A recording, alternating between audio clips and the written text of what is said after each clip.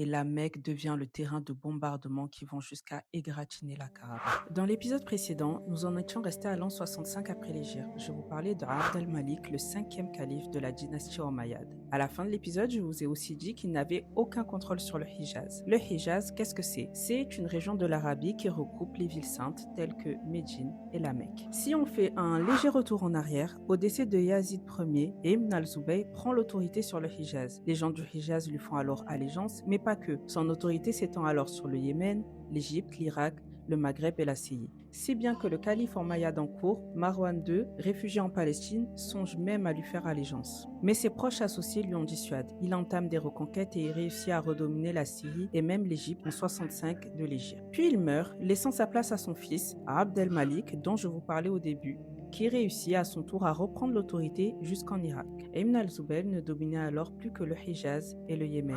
Abd el-Malik est décidé à lui reprendre les cités saintes. C'est alors qu'il décide d'envoyer son soldat al-Hajjaj pour assiéger Ibn al-Zubayr. La guerre est alors déclarée et la Mecque devient le terrain de bombardements qui vont jusqu'à égratigner la Kaaba. Plusieurs mois seront nécessaires pour que Abd al-Malik reprenne le contrôle du Hijaz. C'est ainsi qu'Abdallah, fils de Zubayr, radiyallahu anhu, fut tué.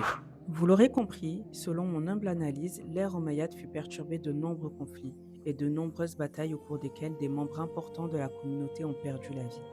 Mais cette ère, c'est aussi l'ère où l'Empire musulman est devenu une véritable puissance politique, notamment avec leurs nombreuses conquêtes qui a permis à l'Empire musulman de s'étendre. Il y a eu la création d'un système monétaire indépendant. Avant Abd al-Malik, les musulmans utilisaient les pièces byzantines et perses, mais au cours de son règne, il décide de créer la monnaie officielle des musulmans et les premiers dinars et dirhams sont alors fabriqués. On peut aussi parler de l'officialisation de l'arabe en tant que langue officielle de toutes les administrations qui a eu lieu justement au cours du règne de Abd al-Malik. Enfin, il y a eu aussi la fameuse construction de la mosquée de Umayyad et le fameux dôme du rocher à Jérusalem. Bref, vous l'aurez compris, c'est un format bien trop court pour parler de tout, mais je vous invite à faire des recherches, Inch'Allah. Dans le prochain épisode, on parlera de la fin de l'ère omeyyade et du début d'une nouvelle ère.